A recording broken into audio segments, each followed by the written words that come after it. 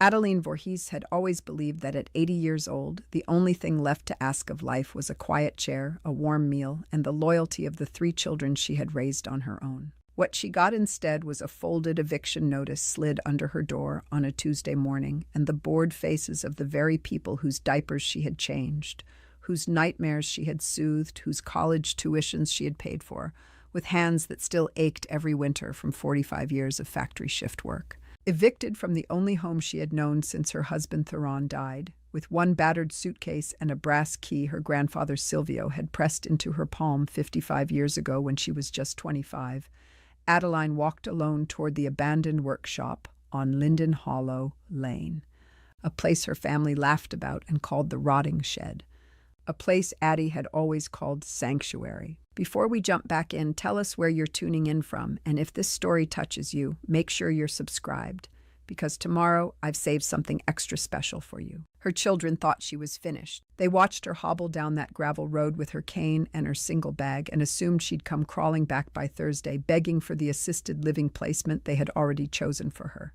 They had no idea what was waiting inside that workshop. No idea that the warped oak door, padlocked since 1971, was about to open onto a truth that would tear apart the most respected name in Brackenridge, Pennsylvania, and bring a man the entire town called a hero to his knees in front of 3,000 people at the Founders' Day Festival. Inside her grandfather's handcrafted toolbox, sealed with red wax and resting on his old workbench like he had set it there yesterday, Addie would find no money, no gold, nothing she could trade or sell.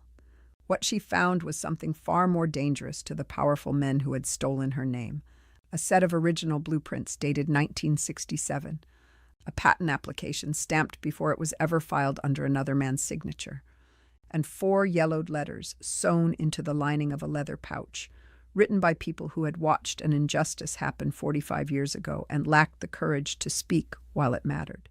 If you have ever been called a thief and known it was a lie, if you have ever watched a powerful person take credit for something your family bled to create, if you have ever been written out of a story you wrote yourself and lived the rest of your life carrying the shame of it, this story is for you. Stay with me until the end, because what an 80-year-old widow does with the contents of her grandfather's locked workshop will change how you think about justice, patience, and the weapons love can leave behind. Welcome to Dreams Don't Age. Adeline Voorhees stood on the cracked sidewalk in front of 412 Colebrook Street and watched a stranger carry her wedding photograph out the front door in a plastic bin. The bin was marked "Donate" in thick black marker. Her wedding photograph. Her and Theron, June 4th, 1968, on the steps of St. Bridget's, his hand on the small of her back like he was afraid she might float away. Lyle, her oldest, stood near the moving truck with a clipboard, talking to one of the workers in that flat lawyer voice he used on people he considered beneath him. He was 58 now, an investment banker in Pittsburgh, and he had not made eye contact with his mother since he arrived at 7 that morning. "Mom, the team needs to clear the bedroom by 10, he said, still looking at his clipboard. The buyer's contractor is coming at 11. We talked about this. We had not talked about this, Adeline had been told. 2 weeks ago, on a phone call that lasted 6 minutes, Lyle had explained that the property she had been renting from old Mr. Hadley for 31 years had been sold to a development company after Mr. Hadley's death. There was no lease. There never had been. A handshake and a check on the first of every month, and now a stranger in California had decided her 31 years of payments meant nothing. Her children, who could afford lawyers and delay tactics and at least the dignity of a phone call to the new owners, had decided this was for the best. Carmen, her middle daughter, came out of the house carrying Addie's good winter coat over her arm. Carmen was 55, married to a man whose family owned half the commercial real estate in Allegheny County, and she had not been inside this house in 4 years. She held the coat the way someone holds laundry that needs to be washed. "This goes to donate, right?" "It's so old, Mom, nobody would even take it." "I wear that coat." "You won't need a winter coat at Maplewood. They keep the building at 72 degrees. So, I'm not going to Maplewood." Carmen sighed, the same sigh Addie remembered from when Carmen was 13 and being asked to set the table. She tossed the coat into the donation bin and walked back inside without another word. Quentin was the one who finally came over to her. Her youngest, 52, a hospital administrator in Erie. He had her father's eyes, which had always made it harder to be angry at him, and he knew it. He used those eyes now. "Mom, Please, just sign the Maplewood paperwork. Lyle has it in the car. They have a bed available next Monday. It's a really nice place. We toured it. You toured it. All three of us did.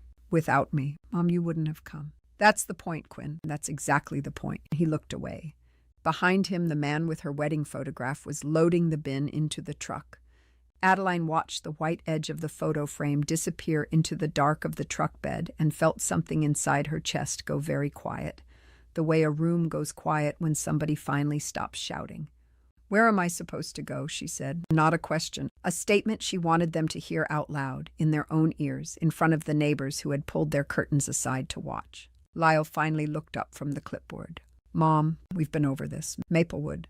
We're paying for the first 6 months. After that, we'll figure something out." "Maplewood is a warehouse, Lyle. I went to see Margaret Polchak there last Christmas. They had her in a chair facing a wall. Margaret Polchak had a stroke. She had a chair facing a wall. Carmen came back outside. The three of them stood in a loose semicircle around her now, the way you stand around a problem at work that needs solving before lunch. "I have somewhere to go," Adeline said. The three of them looked at each other. She caught the small flicker of relief on Lyle's face before he hit it. "Where, Mom?" "Granddaddy Silvio's workshop on Linden Hollow." There was a pause. Then Carmen actually laughed. A real surprise laugh, the kind you let out when somebody at a party tells a joke that doesn't quite land. "Mom, that place has been padlocked since before I was born. There's no electricity. There's probably raccoons living in the rafters. It's a shed.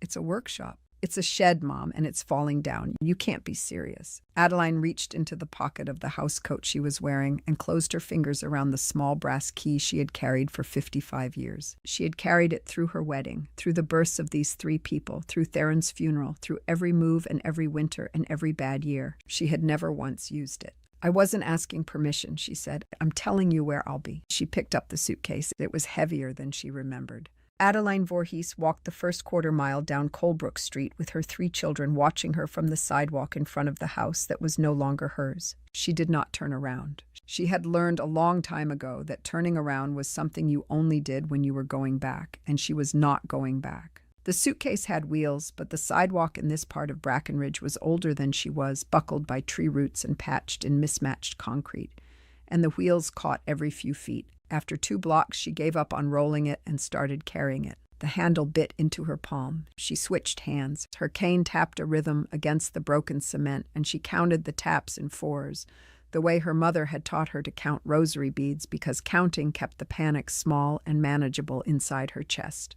Behind her, somewhere in the distance, she heard Lyle's voice carry on the wind. She could not make out the words. She thought she heard her own name. She kept walking. The workshop sat 3 miles outside of town, on a forgotten stretch called Linden Hollow Lane that branched off the old county road and curved up into the wooded hills above the Allegheny River. 3 miles. She had walked it 100 times as a girl, holding her grandfather's hand, both of them carrying lunches her grandmother had packed in a tin pail. 3 miles had been nothing then. 3 miles was a different thing at 80. She let herself rest at the bus stop on Vinegar Hill, sat on the bench, set the suitcase between her feet, and breathed until her ribs stopped feeling like a fist. An old woman in a headscarf sat down at the other end of the bench and offered her half a peanut butter sandwich without saying a word. Adeline took it. She had not eaten since dawn. The two of them sat there in the cold sunlight, chewing, and the woman patted her knee once before getting on the 14 bus when it came. That was the thing about being old and visibly broken in public. Strangers were sometimes kinder than your own children. At the edge of town, where the sidewalks gave up and the road narrowed, Adeline stopped at a gas station and asked the boy behind the counter if she could use his phone. She called nobody.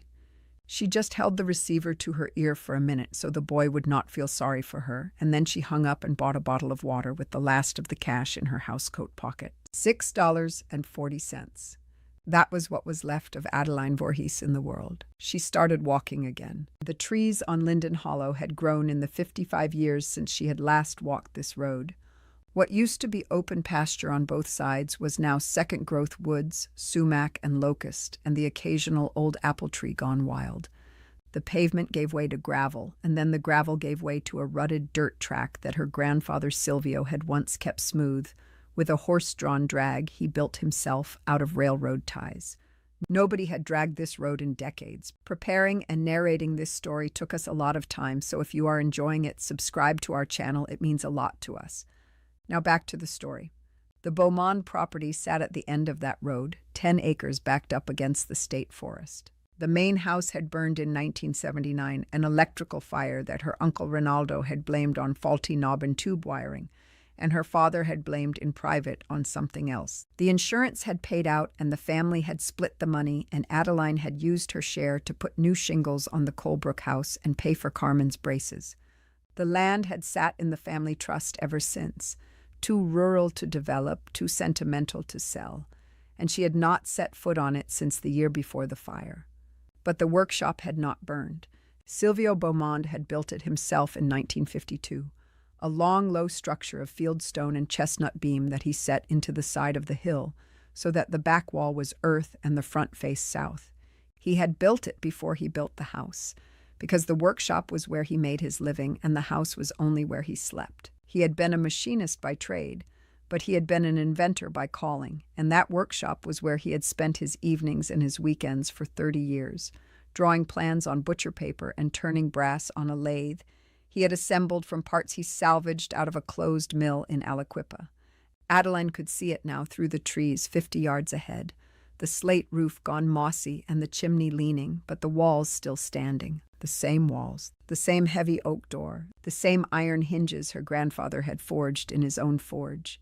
She stopped on the path and put down the suitcase and let herself cry for the first time that day. Not loud, not the way she had cried at Theron's funeral. Just a slow leak, the kind of crying that happens when something you had stopped expecting turns out to still exist. She had been 25 the last time she stood on this path, pregnant with Lyle. Silvio had been 78 and dying of the lung trouble he had earned from 40 years of breathing metal dust. And he had asked her to walk up here with him one Sunday afternoon in October, and he had pressed the brass key into her hand on this exact spot. "When you have nothing left, Mija, you come here. Not before, you promise me." Not before, she had promised. She had not understood what she was promising.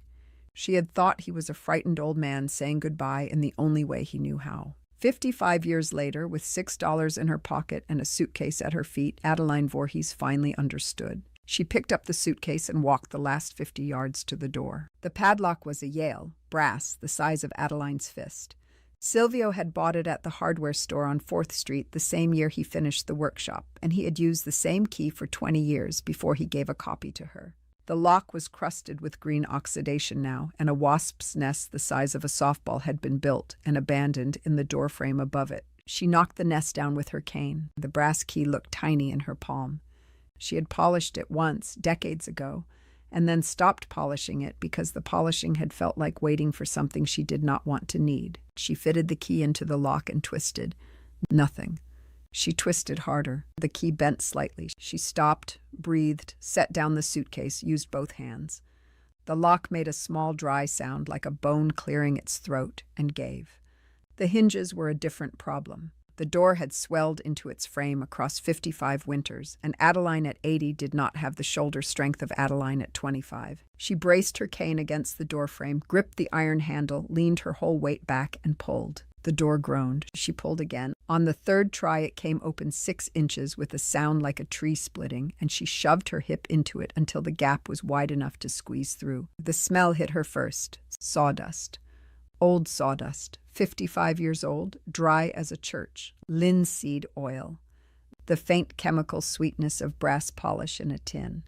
And underneath all of it, the smell of her grandfather, the rough soap he washed his hands with, and the pipe tobacco he kept in a leather pouch on the windowsill. The smell punched her so hard she had to sit down on the threshold. She sat there for a long time. The light from the open door spilled in across the floor and fell on a workbench she had not seen since she was 25. His apron still hung on the peg above it. The leather had gone stiff. The pocket still bulged with whatever he had left in it that last day, and she could not bring herself yet to walk over and find out what.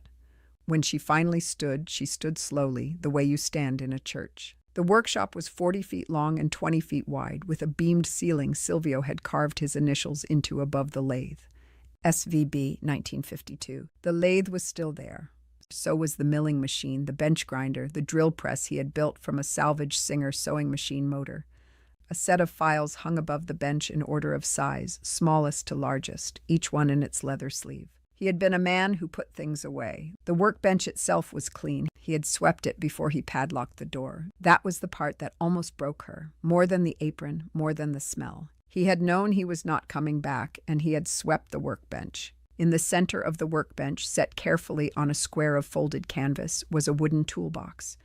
Adeline knew that toolbox. She had watched him build it when she was 11 years old, carving the dovetail joints by hand at the kitchen table while her grandmother shelled peas across from him. White oak, fumed dark with ammonia, the lid inlaid with a 6-pointed star in walnut. He had told her, that long ago afternoon, that this toolbox was for los importantes, the important things. She had assumed he meant his good chisels. The hasp was sealed with red wax. Pressed into the wax was the cameo ring her grandmother Genevieve had been buried wearing. Adeline stared at the seal for a long time. The ring on her grandmother's hand had been closed in a casket in 1968. She had watched the funeral director close it, which meant her grandfather had taken the ring back at some point in the brief minutes he had been alone with the body, and pressed it into this wax, and resealed his own wife's grave with a different ring nobody noticed. She thought, "Oh, Silvio, what did you do?" She found a putty knife in his bench drawer and broke the seal as carefully as she could. The ring came away whole. She set it aside on the canvas. The lid of the toolbox lifted on hinges he had cut and filed by hand, and inside, instead of chisels, she found paper. Blueprints, a thick stack of them, rolled, tied with string. A folio of correspondence in a leather cover. A patent application on the heavy linen paper the patent office used in the 1960s, dated March 14, 1967, signed Silvio Vincenzo Beaumont, witnessed by a notary in Pittsburgh, and a smaller leather pouch, the kind a man carried tobacco in, fastened with a buckle. She lifted the patent application out first. It was for a multi-stage municipal water filtration system using activated charcoal cores and a copper-silver ionization chamber. She had no idea what most of those words meant. She knew exactly what the title meant. It was the system that had made Mayor Roderick Ashworth famous in 1969. The system the town had named the Ashworth Filter. The system that had a bronze plaque on the courthouse lawn. Adeline sat down on her grandfather's stool and put her hand flat on the workbench to keep from falling. She sat on the stool for a long time before she could make her hands move again. The blueprints came out next. 12 sheets, hand-drawn in her grandfather's careful draftsman's lettering, the kind of lettering they taught at the Carnegie Tech Night School in the 40s. Each sheet was dated in the lower right corner. The earliest was June of 1965. The latest was February of 1967, 1 month before the patent application. She unrolled them slowly across the workbench, weighing the corners with the iron paperweights Silvio had cast himself. The drawings were beautiful. The cross-section of the ionization chamber was annotated in his small, precise handwriting, and along the margin he had written notes to himself in Italian. Verificare la pressione. Check the pressure. Chiedere al cugino Beppe. Ask cousin Beppe. He had drawn a small cartoon of a frowning fish next to a section about contaminant removal, and Adeline had to put her hand over her mouth because she could see him at this same workbench, alone at midnight, drawing a cartoon fish to make himself laugh. The patent application named him as sole inventor. The witness signature was a notary public named Helen Masiejewski, with a stamp from a law office on Forbes Avenue in Pittsburgh. A receipt was clipped to the back, showing that Silvio had paid the $75 filing fee in cash on March 14, 1967. The patent that had been granted in 1969 had been filed in May of 1968 by the city of Brackenridge, inventor of record, Mayor Roderick James Ashworth, 14 months after Silvio's filing. Adeline already knew the story. She had lived inside it her whole adult life. She just had never seen the paper proof. She let her hands rest on the blueprints and let the memories come, the way she had been refusing to let them come for 45 years. In the spring of 1981, when Lyle was 13 and Carmen was 10 and Quentin was 7, the Brackenridge Sentinel had run a Sunday feature on the 10th anniversary of the Ashworth filter. The mayor had given a long interview describing how he had developed the design in his garage in 1968, how he had worked through 3 winters to perfect it, how it had saved the town from the lead crisis that had poisoned 3 neighboring municipalities.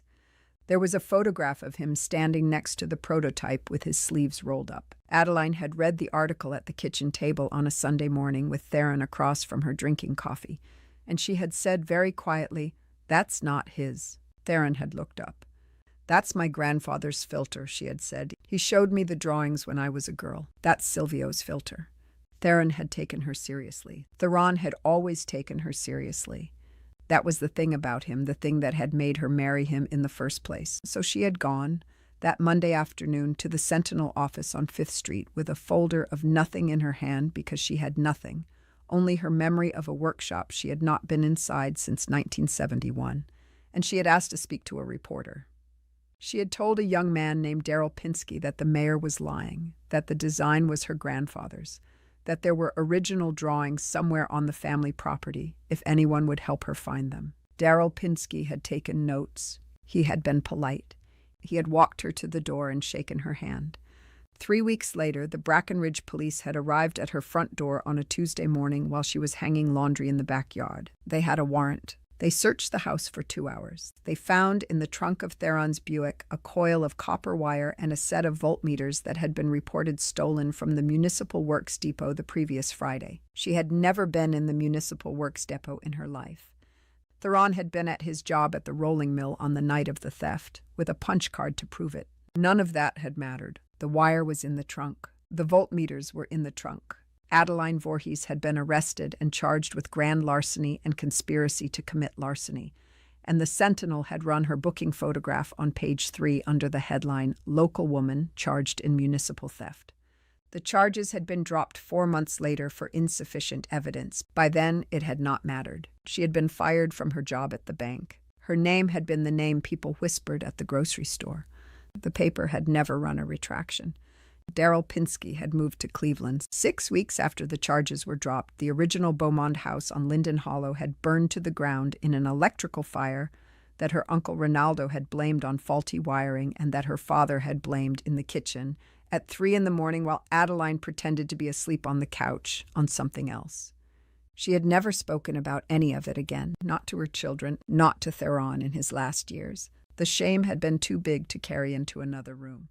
And now, on a workbench in the workshop her grandfather had sealed shut, the proof was sitting under her hand. The leather pouch was smaller than her hand. The buckle had stiffened with age, and Adeline worked at it with her thumbnail until the tongue slid free. Inside, folded into quarters and pressed flat by decades of stillness, were 4 envelopes. 3 were addressed to Silvio Beaumont at this property in 3 different handwritings. The 4th was addressed to her, Adeline, when she comes, in her grandfather's hand. The ink had faded from black to a kind of bruised brown. She opened the 3 to him first. She did not know why. Maybe because she was not yet ready to be spoken to directly by a dead man. The first letter was dated October 12, 1981, 6 months after her arrest. The handwriting was careful and small, a woman's hand, looped in the way they used to teach girls in school. "Mr. Beaumont, you don't know me, but I know who you are, because I worked in Mayor Ashworth's office for 11 years as his personal assistant, and I saw what he did to your granddaughter. My name is Octavia Brennick. I am writing this letter because I have to write it somewhere, and I cannot find the courage to write it where it would do any good." On the morning Mrs. Voorhees came to the Sentinel, Daryl Pinsky called the mayor's office. I took the call. He asked to speak to the mayor directly. I patched him through. I listened on the second line, the way I always did, because the mayor liked to have me transcribe things for the file. I heard Mr. Pinsky tell the mayor what your granddaughter had said. I heard the mayor laugh and say, "Helen, that drunk old Italian's been dead for 10 years. I heard him say he would handle it." 3 days later, the mayor met privately in his office with the chief of police, Lou Caravello, and a man named Theodore Scarrett, who ran the Municipal Works Depot. I brought them coffee. I heard Mr. Scarrett say he could put together a list of small things that would not be missed. I heard the mayor say a Buick was parked behind the Voorhees house every night and never moved before 6 in the morning. I am too afraid to testify, Mr. Beaumont. My husband works on the city payroll. We have 2 children. I can write what I saw, but I cannot say it out loud. I am sending you this letter because I heard at the courthouse that you might still be alive somewhere, and because someone in this world should know the truth even if they cannot use it. Forgive me. I should have been braver. I am writing this and crying, and I will probably never mail it. Octavia Brennick. The letter had been mailed. Adeline could see the cancellation stamp on the envelope, October 14th, 1981, Pittsburgh postmark. She put the letter down and stared at the wall above the workbench until the tightness in her throat loosened enough for her to breathe. The second letter was shorter. February 1982, a man's handwriting, the loose looping kind of an engineer who has spent his life making his letters legible on field notes. Silvio, this is Fitz Donnelly. I know you are gone. I am writing this anyway because Joseph Pellegrino at the parish told me you left a workshop sealed up on Linden Hollow, and I have a feeling someone will find it eventually, and I want what I know to be in there waiting. I was the town surveyor in 1967. I notarized the boundary work on your property that summer when you were getting ready to file your patent. You asked me to keep a copy of your blueprints in my office safe, and I did. In May of 1968, 2 men from Mayor Ashworth's office came to my office while I was at lunch and walked out with that copy. My secretary Eileen saw them. They had a key. She thought they were authorized. She was 18 years old, and she did not stop them. I knew what had happened the day the Sentinel ran the patent announcement in '69. I knew Silvio, and I said nothing because Ashworth had given me the contract for every road survey in the county, and I was paying for my daughter's polio braces. I am ashamed of myself. I will probably be ashamed of myself when I die. I am sorry. I should have stood up. Fitzgerald Donnelly. Adeline folded the letter back into its envelope with hands that had stopped shaking because she had moved past shaking now into something colder and clearer. The third letter was the one that broke her. It was dated August 1979, 2 years before she'd even gone to the Sentinel. The handwriting was her father's. Papa, I am writing this and putting it in the pouch you told me about because I cannot say it to your face, even though you are gone. And I cannot say it to Adeline, who is the only person it would matter to.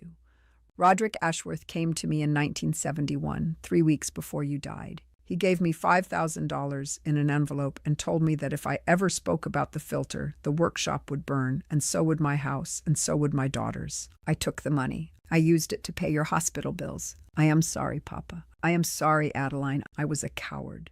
Ronaldo, the 1979 fire. Her uncle had not started it. Her father had taken money so that no one would. The fourth envelope sat on the canvas square by itself for a long time before Adeline could bring herself to open it. She moved around the workshop instead. She found a kerosene lamp on the high shelf above the lathe and a tin of matches in the drawer where her grandfather had always kept matches, and the matches still struck. The lamp threw a yellow circle across the workbench. The light was the same light she remembered from being 11 years old, sitting on a stool while her grandfather worked, watching dust move through a beam of yellow. She found a stoppered jug of well water under the bench and poured a little into a tin cup and drank. The water was sour with iron and 55 years of stillness, but it was wet, and she had not been drinking enough. She sat down on the stool and opened her grandfather's letter. Mia cara Adeline. If you are reading this, then I am long gone, and you have come to the workshop the way I asked you to come, and something in your life has gone hard enough that you needed to. I am sorry for whatever it was. I am sorry I am not there. I want to tell you what I knew and when I knew it, because you deserve that much from me, and I gave you nothing else. In June of 1968, 3 months after I filed the patent application, a man named Roderick Ashworth came to this workshop. He was a city councilman then, not yet mayor, and he was a charming man, the kind of man my own father would have called a snake who has learned to whistle. He had heard about the filter from a man at the Knights of Columbus who had heard about it from a cousin of mine who could not keep his mouth shut about anything. Ashworth offered to buy the design. I told him no. I told him the design was for the town, that I would give it to the town for the cost of the materials, that I did not want to be paid for solving a problem that was killing children in Aliquippa. He laughed at me, Adeline. He laughed and said I was a fool, and he left. 2 weeks later, the original drawings were gone from Fitz Donnelly's office. I went to Fitz. He told me what had happened. I went to my own copies in this workshop. Half of them were gone. He had a man inside the parish, I never found out who had a key to the side door. The lock was the same Yale you opened today. I did not change it because I wanted him to think I did not know.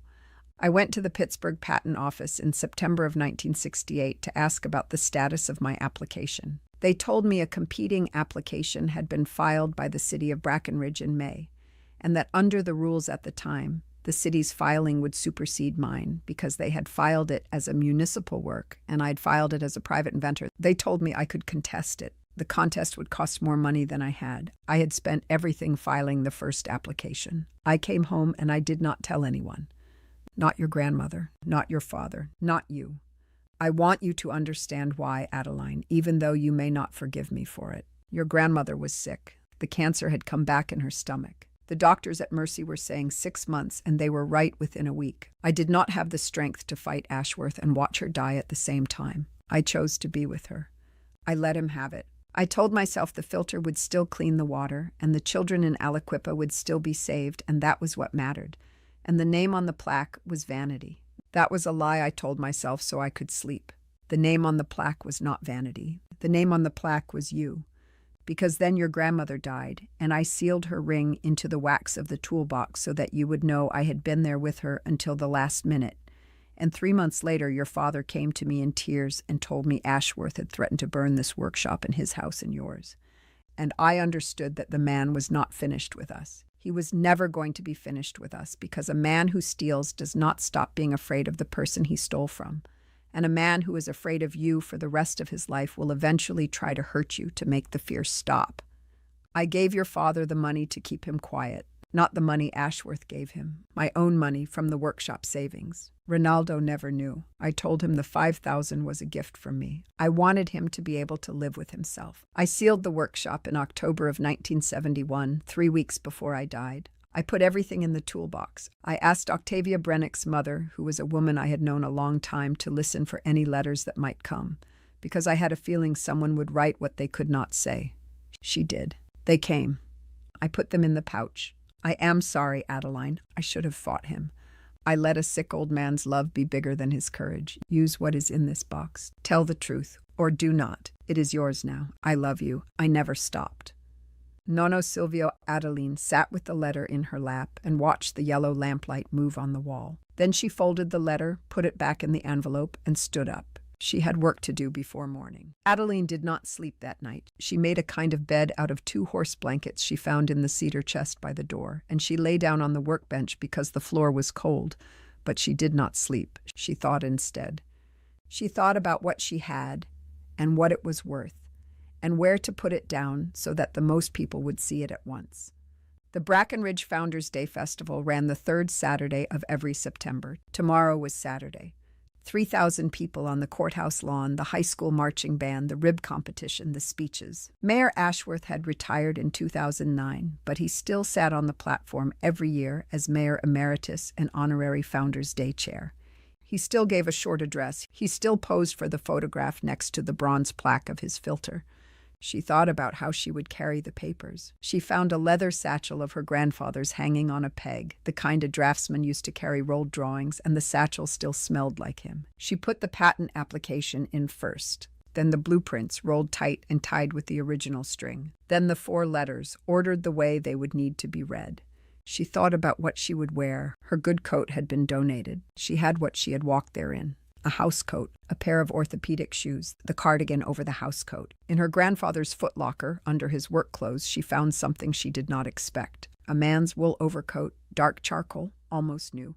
He had bought it for his wife's funeral and worn it twice. The shoulders were too broad for her, but it was clean, and the lining was silk, and the buttons were horn. She put it on over the house coat. In the cracked shaving mirror above the bench, she looked like someone who had once been somebody. She found his silver fountain pen in the drawer. She put it in her breast pocket the way he had always carried it. At 5 in the morning, she walked down to the well and washed her face. The water was painfully cold. She put up her hair, what was left of it, in the loose bun her mother had taught her at 12. She did not have lipstick. She bit her lips until they had color. At 7, she started walking back toward town. The walk took her almost 3 hours. She rested twice. By the time she reached the courthouse lawn, the band was already playing and the smell of barbecue smoke was hanging over 5th Street. And the crowd was thick on the grass, and she could see the platform set up on the courthouse steps, with the bunting and the folding chairs and the bronze plaque polished for the photograph. Mayor Ashworth was already there, 84 years old, white hair combed back, navy blazer with a small American flag pin, the same sharp blue eyes she remembered from 45 years ago across a council chamber. He was shaking hands with the high school principal. He was laughing at something. Adeline walked across the lawn with the satchel against her hip and her cane tapping on the brick path. People moved out of her way without seeming to know they were doing it. The wool overcoat was the thing they noticed first, then her face. Conversation stopped in small pockets as she passed. She climbed the 4 steps to the platform. The current mayor, a thin, nervous woman named Karen Ostrowski, started to step toward her with a polite intercept, and Adeline simply held up one hand and Karen Ostrowski stopped. Adeline had not expected that to work. Something in her face must have been doing the work for her. She walked across the platform until she was standing in front of Roderick Ashworth. He looked at her for a long second and did not recognize her. Then he did. She watched it happen behind his eyes, the small shift, the recalculation. He smiled the politician's smile. Mrs. Voorhees, my goodness, it's been a long time. 45 years, Adeline said. Her voice was louder than she had expected. The microphone on the lectern picked it up. The crowd on the lawn went quieter, the way crowds do when something is happening they did not pay to see. Mayor Ashworth, she said, I would like to return some property to you. She set the satchel on the lectern. She unbuckled it. She took out the patent application first and held it up and turned slowly so that the people on the lawn could see it, and so that the local cable station camera at the foot of the platform could see it. This is a patent application, she said into the microphone, filed in Pittsburgh on March 14, 1967, by my grandfather, Silvio Vincenzo Beaumont, for a multi-stage municipal water filtration system using activated charcoal cores and a copper-silver ionization chamber. 14 months before the city of Brackenridge filed the same design under Mayor Roderick Ashworth's name. She did not look at Ashworth. She did not need to. She could feel him going still beside her. In 1981, she said, I tried to tell this story to the Sentinel. 3 weeks later, I was arrested for a crime I did not commit. Stolen wire and voltmeters were placed in my husband's car. The man who placed them is standing next to me. The crowd on the lawn made a sound she had never heard a crowd make before. Roderick Ashworth's hand moved toward her elbow the way a man reaches to steer a confused old woman away from traffic. It was a practiced gesture. He had probably used it 100 times on people who wandered into the wrong meetings. Adeline took one step back and his hand closed on air. Don't touch me, she said. The microphone caught it. The crowd heard it. She took out the first letter, Octavia Brennick's letter. This is from your secretary, she said, Octavia Brennick. She listened on the second line when Daryl Pinsky called you about my visit to the Sentinel. She heard you tell the chief of police to put a list of stolen items in my husband's car. She set the letter on the lectern. This is from Fitzgerald Donnelly, the town surveyor. He kept a copy of my grandfather's blueprints in his office safe in 1967. 2 of your men walked out with them in May of 1968 while he was at lunch. The second letter, on the lectern. This is from my own father, Ronaldo Beaumont. He took $5,000 from you in 1971 to keep him from speaking. You threatened to burn the workshop, his house, and mine. You told him you would burn my children's house. They were small children, Mr. Ashworth. The third letter, on the lectern. She did not put down the fourth one. She held her grandfather's letter against her chest. I am 80 years old, she said. I was evicted from my home yesterday morning by my own 3 children. I walked here from Colebrook Street. I slept on a workbench in a workshop you tried to burn. I have nothing in this world except what is on this lectern, and what is on this lectern is enough. She turned to face Ashworth then for the first time. He was the color of old paper. His hands were trembling against the seam of his trousers. He looked, in that second, like exactly what he was. An old man who had been afraid of her for 45 years and was finally feeling the fear arrive. Tell them, she said, quiet, just for him. He did not answer. Tell them, she said again, louder. The microphone caught it. I have the papers. I have the letters. I have the cable station camera. The story is leaving this lawn whether you speak or not. Tell them. A small noise came out of his throat, then a larger one, then words. I took it. His voice was thin. I took the design. I had Scarrett put the wire in the car. I told Ronaldo what I told him. Yes, all of it. Yes. He sat down in the folding chair behind him because his knees gave. Karen Ostrowski put her hand over her mouth. The crowd on the lawn was not making any sound at all anymore. Adeline stood at the lectern in her grandfather's overcoat and felt something settle inside her chest that had been crooked since she was 35 years old. Not joy. Joy was not what this was. Something more useful than joy. The thing a bone feels when it is finally set. She picked up her satchel. She walked off the platform. Nobody stopped her. The cable station camera followed her across the lawn, and she did not turn to look at it. And she did not stop walking until she reached the bench by the war memorial and sat down because her legs had finally decided they were done. The cable footage was on the Pittsburgh Evening News by 6 o'clock. By Sunday morning, it was on the wire services. By Tuesday, a journalist from Philadelphia named Tomas Echeverria drove out to Brackenridge and sat with Adeline on the porch of the workshop for 4 hours. And the long-form piece he wrote ran in the Inquirer the following Sunday under the headline, "The Filter, the Fire, and the Woman They Tried to Bury." A pro bono attorney named Sabrina Kowalczyk drove down from Pittsburgh on the Monday after that and offered to take the case for nothing.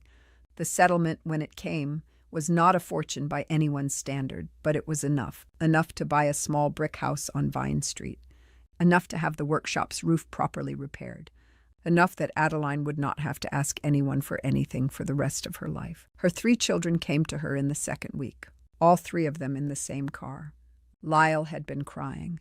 Carmen could not look at her. Quentin had brought a casserole, which Adeline thought was the most Quentin thing he had ever done. She let them sit on the porch. She did not invite them inside. "I don't need an apology," she told them. "An apology is a thing people say so they can feel better. What I need is for you to understand that I told the truth in 1981, and you didn't believe me. And I told the truth last week, and the whole town believed me. And the only thing that changed was a lectern. Sit with that. Don't say anything. Just sit with it." They sat for a long time. A year later, on a Saturday morning in the workshop, Adeline showed Quentin's granddaughter, Wren, how to hold a small block plane. The girl was 8. She had her great-great-grandfather's careful hands. The shavings curled up off the wood like ribbons, and Wren laughed.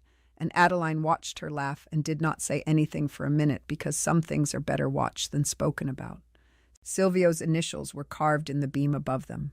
SVB, 1952. Wren had not noticed them yet. She would, eventually. Adeline would be there when she did. If you have ever been called a thief and known it was a lie, leave 1 word in the comments below. Just 1. Whatever word arrives. Adeline read every comment that came in after the Inquirer piece ran, and she said the words helped her sleep, and they will help someone else sleep too. Share this with someone who needs to know that the truth keeps. That a sealed workshop and a brass key and a grandfather's stubbornness can outlast a man with a bronze plaque. That 80 is not the end of anything. It is the year you find out what you have been carrying the key to your whole life. Up next, you've got 2 more standout stories right on your screen. If this one hit the mark, you won't want to pass these up. Just click and check them out. And don't forget to subscribe and turn on the notification bell so you don't miss any upload from us.